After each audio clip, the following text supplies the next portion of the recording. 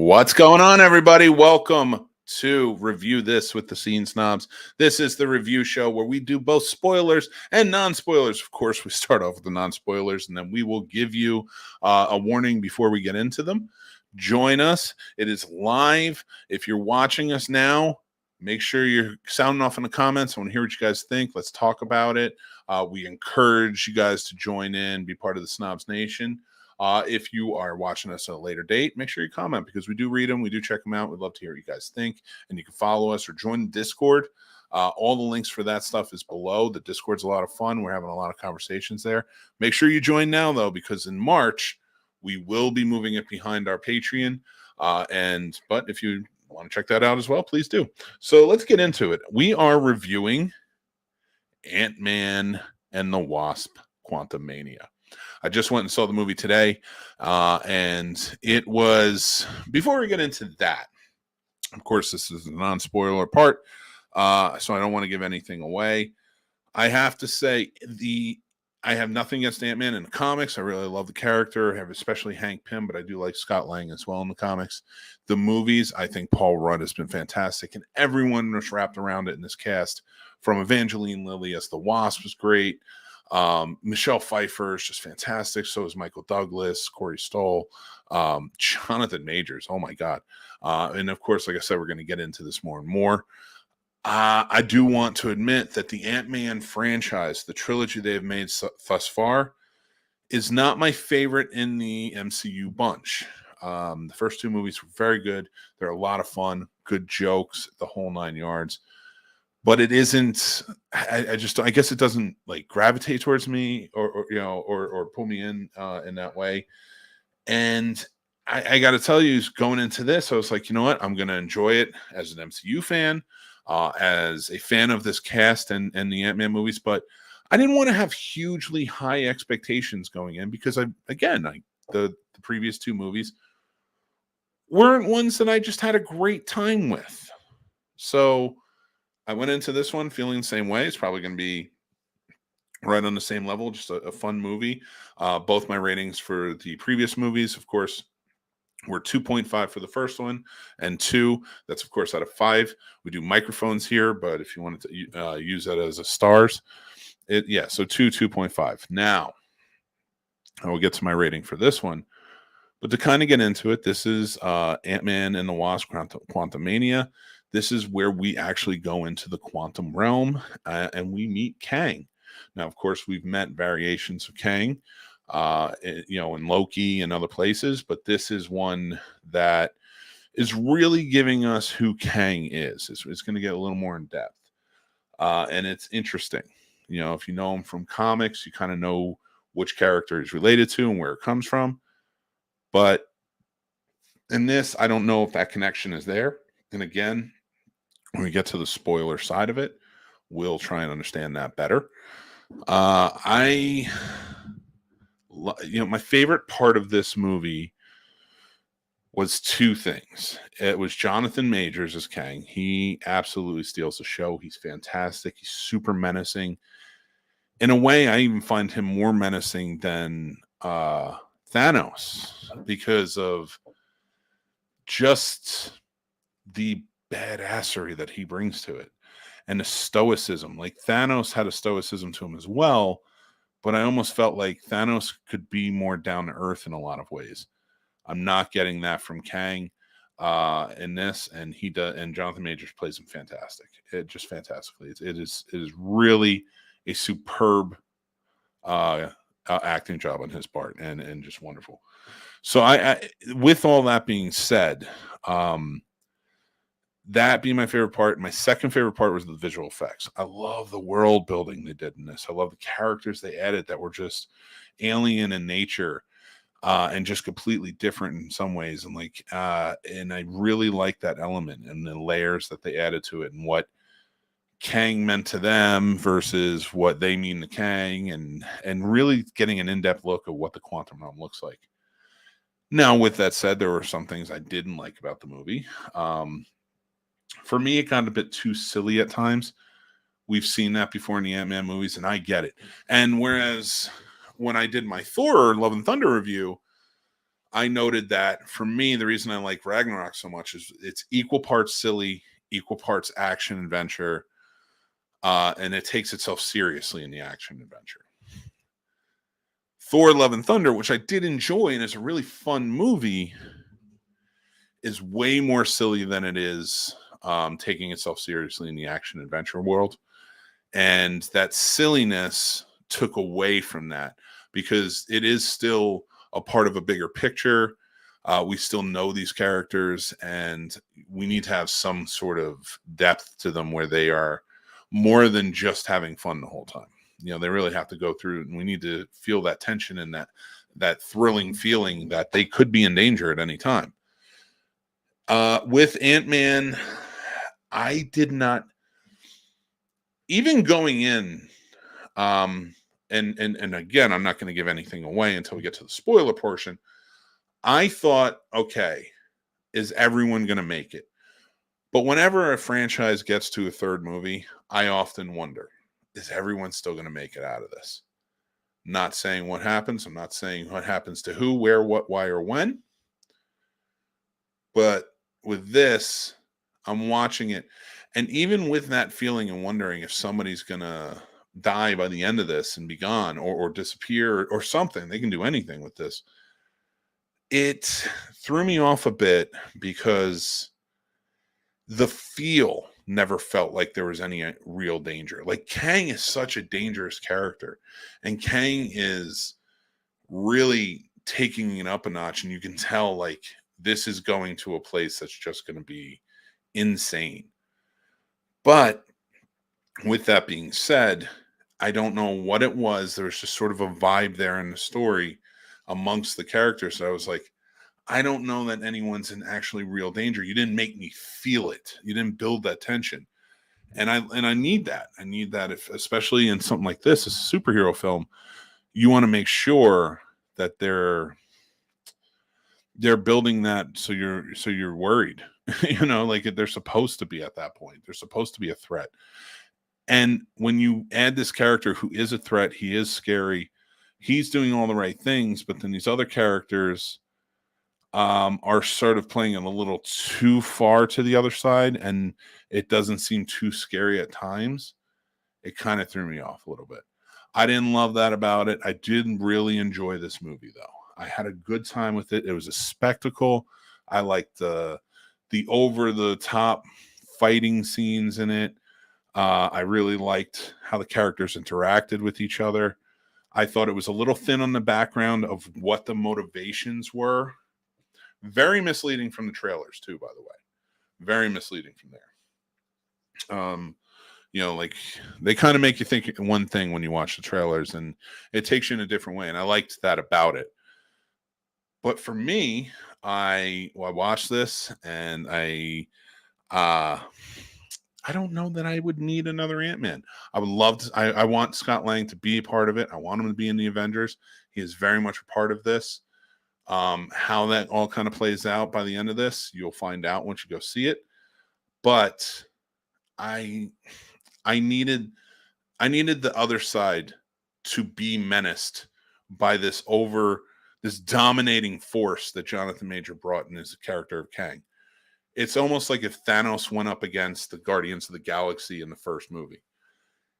It just wouldn't work. It would be too silly versus adding this really destructive nature into it. And it just, I'm glad they introduced Kang. I like the way they did it. I like the way they played it up, and I like where it's going to probably go. But I just don't think it was handled too well in terms of telling the story and trying to build that, that tension between them. And that background just wasn't built up enough of why Scott's motivations for this are, with Cassie's motivations are. I did like Catherine Newton as Cassie, though. She's a strong actor. She was great in Freaky, and she's been in a ton of other stuff. So go check her out if you haven't. But I did like her in this. I think she can play a good Cassie. And now that she also, not a spoiler, you see it in the trailers. Now that she has a suit, I like to see where they take her going forward and go from there. So My rating for this, my non-spoiler, let's give you the rating and then we'll get to the spoiler side of it. So I will give you the heads up before we get there. But my rating for this is the highest of all of them. I probably liked it the most out of all three. And that's a 3 out of 5 mics. 2.5, of course, is middle of the road, which is the first movie for me. And I'm not comparing it too much to all MCU movies. I'm trying to compare it to movies in general, just how I like to, enjoy them and such, and the rewatchability factor. And it just isn't there for me with these. Quantumania would be, because you introduce this amazing character. You bring back Scott Lang in a different part in his life, and kind of where he is. He's come such a far way from where he started in the first movie. And trust me, they let you know that where he comes from quite a bit. It's almost, they needed to cut out the joke a little bit more. It was just a little too much. But all right, let's get into it. Guys, if you enjoyed my non-spoiler review, which is of course the first half of this, please, and you don't want to check out the rest because it's spoilers, please give us a like, give us a subscribe, hang out with us. Come back after you see the spoilers, check it out, or head over to our Discord. All the links are below. You can, our Discord's open until March. Then it goes behind Patreon. If you become a Patreon, you can get on the Discord as well. We have tons of fun stuff going on there and more. So go check it out. But you can join now. It's in the description below, and let us know what you think. All right, guys, let's get into some spoilers. I want to talk about the things I liked. I want to talk about things I didn't like. Like I said, I love Jonathan Majors Kang. He did a fantastic job. He's great. He's menacing. Paul Rudd did a fantastic job stepping back in as Scott Lang. He was a lot of fun. Michelle Pfeiffer shines in this movie, like beautifully. I think she just did a really great job. Michael Douglas was good. I just think he's underutilized in this franchise. He's so good of an actor. But I don't feel like he really ever gets to shine. I feel like in the first one is where he shined the most, and then he's kind of taken a step back behind others. And Evangeline Lilly, I like her as an actor, and I like her in a lot of stuff that she's in. And I liked her in the last movie. Well, I like her in all the movies, but as the Wasp, I like her in the last movie, the second one. This one, it kind of seems like she stepped back a little bit too, and wasn't really at the, like, it's Ant-Man and the Wasp, and it felt more like Ant-Man versus Kang. So for me, it's like, if you're going to put the Wasp in there, she should have been a little more prevalent. Now, the cool thing is you could make the argument that Michelle Pfeiffer's character in the movie was also the Wasp at one point, and she is shining, and she is sort of in the forefront in this movie quite a bit. You could say that's the Ant-Man and the Wasp they're talking about, but it really shouldn't be. They did do a really good job in the end, though. And remember, anybody who's joining in now, this is the spoiler portion of the review. We do first half is non-spoiler, second half is spoiler. So if you do want to leave, of course, please feel free. But if you're watching this at a later time, make sure you sound off in the comments. Let us know what you think. Paul Dunn says, that kind of stinks. She ain't as prominent. I don't know why she's not. She is in it, of course. She's along for the ride in the adventure. They make it feel like she's very much a part of these lives. Like, I like that Cassie treats them like stepmother and step grandparents, and they all sit down, they get along. They did a really good job building that world right in the beginning. And then once you get to the quantum realm, there's some split up and things like that have to occur. But it really felt like the Wasp took a back seat to this, and I don't know if that should have occurred because she is in the title. And she should be. Absolutely. The Wasp was a very important member. Not Hope, Janet was, but in the comics, but Hope in the movies is very much a vital point. Some things I didn't like about it were, one, enough with the Baskin Robbins. We get it. They're a sponsor. It was funny. You're in Baskin Robbins like 15 times in the movie. And then, of course, somehow Paul Rudd in a Baskin Robbins outfit shows up in the quantum realm. Makes no sense to me. Was kind of annoying. And they kept pushing it. Like, it was just a little too far. Whereas it's like, okay, when he first showed up, you're like, all right, I get it, it's funny, ha ha ha, that's cool. And then like he's just there, he just keeps being there, and it's like you're pushing this a little too much. And so just like kind of took you out of it. I compare it to, there was a Smallville episode once where it was very clear that it was product placement galore in that whole episode. And it felt like they were really trying to shoehorn in the Baskin Robbins, because they even bring it back in the end as a joke. And again, I'm not, I know this is a spoiler portion, but I'm not really going to spoil the end for you. I do want you guys to go see it, and I want to leave some illusion to what may happen to certain characters and stuff like that. But Corey Stoll as MODOK was goofy, but he was fun. He was a fun character, but it didn't fit. Again, it's one of those things where it's like, you brought MODOK in, who's a ridiculous character as it is. A great character. I love MODOK in the comics, but he is a ridiculous character. He's a ridiculous looking character. And in this, you've set it up, and he's just as ridiculous. You've made jokes about it. You show his button in at one point. It's just, he went from this competent businessman and villain in the first one to MODOK, sort of the goofy. And the whole movie has a lot of weird, beautiful characters that are around that all look different and crazy. Feels very Star Trek or Doctor Who or Star Wars. I hear a lot of comparisons in that way. But for me, and I love that about it, I thought that was great. All of the costume work, things like that, it was just wonderful. But MODOK against Kang didn't fit. It just didn't work, in my opinion. Imagine putting somebody like the Grand Master from Ragnarok as Thanos' right-hand man. It just doesn't work. It just is. It isn't really there.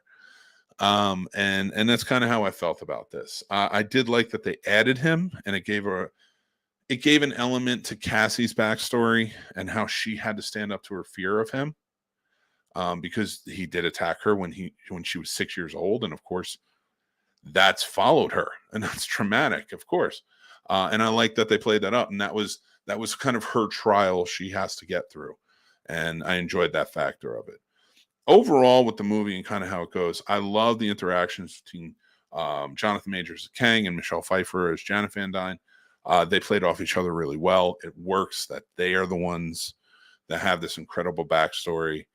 And it kind of latches onto Scott Lang, and I like that as well. The fight scene in the end was played well, because let's face facts. How is Scott ever going to beat Kang? It's never going to happen. But they play it in such a way where it's like you're not expecting him to, but he's doing it his way. He's doing it the Scott way. I like how, towards the end, it really became about Ant-Man and the Wasp, Hope and Scott. And that's what it needed to be. I just wish it was more like that throughout the whole movie. The world building was fantastic. Everything was really good for it. The silliness was just a little too much. I don't think you needed it as much. I know Paul Rudd is one of the funniest human beings on the planet. I love watching his movies. And when jokes are there, they're there and they land. But I think for a Marvel movie, it was a little too much. And I think that just needs to be reeled in a little bit. But other than that, like I said, it's 3 out of 5 for me, microphones. It's my highest rated in the franchise. It was a really fun time, really good time. Not a lot of the stuff made sense. There was some stuff that popped up that I was just like, really? Is this where we're going with it? It just seems kind of silly. But it is what it is. Overall, I don't know how it's getting slammed by critics. It's not that bad of a movie. And we're going to do a full panel where we talk about Phase 4 and why people are trashing it another time. So make sure you subscribe and follow for more to check out the Scene Snobs and see when that panel comes out. But I want to hear what you guys think about it. Sound off in the comments. Let me know. Remember to join up on our Discord or Facebook group, wherever. Follow us all over. Check us out. We're having a really good time with it. But remember, if you want to join the Discord, go down on the link soon, because in March it's going behind the Patreon, and you have to become a patron to get access to it. And we will be sharing more exclusive news and movie updates and stuff like that over there. So that's going to be another perk to be a part of that. All right, guys, I am Mick Manhattan from the Scene Snobs. You can catch me on the Scene Snobs Podcast, which is live every Tuesday night at 9 p.m. We have a great time with it with my partner, the Madman, who is actually seeing Quantumania as we speak. And I can't wait to hear what he thinks of it. Tomorrow morning, 7 to 10 a.m. is the Friday morning, Snob Nation Friday morning show. We go for 3 hours, your normal radio show. Join in, have a good time. The Snob Nation is all there, and we are just enjoying it. All right. Stay tuned for some of these messages to see what's going on, and then I will talk to you guys later. Take care. Hey guys, Mick here. Thanks so much for watching the show and supporting us. We appreciate it. We appreciate you coming back and joining in the comments. But guys, I really want to thank you, our patrons who are out here supporting us, helping us keep the lights on. Really, truly appreciate you. Tim, Paul, Stacy, Matt, Aaron, AJ, George G3, Chris S, Dale, Chris H, Dan, John B, Ron, Jason, and John W. Thank you guys so much for all your support. Guys, we have 3 tiers available right now. As of March 1st, we're adding 2 more tiers for a total of 5 with tons of perks. So go check out patreon.com/thescenesnobs. And join our Snob Nation Discord channel where the moderators are keeping everything going and we're having really fun conversations over there and more. So go check it out. It's free to join and just be part of the Snob Nation. And remember to embrace the absurdity. Hit subscribe on our YouTube channel. We have tons of great shows coming out and more. Our lives are over on Patreon, but you can check out the Snob Nation Morning Drive live show on our YouTube channel Friday, 7 to 10 a.m. Eastern, and tons more shows coming up thereafter. We have great shows like the Scene Snobs Podcast, Betting Bros, Math vs. Smash, Real Combat, movie reviews, and tons more. We have fun over there, and we think you will too. If you're looking for great merch, go over to the snobsmerch.com store. Use promo code SNOBS for 10% off of your order. We have tons of shirts, mugs, everything, stickers, all different types of designs. We love it. I think you will too. So go check it out and let us know what you think. Remember to follow us on all social media platforms. We are at The Scene Snobs everywhere. You can also follow Casey at Planos21 on Instagram, at Casey the Madman on TikTok, and at Twitter Night on Twitter. Guys, tons of fun stuff and new things coming out every day, so go check out our content there.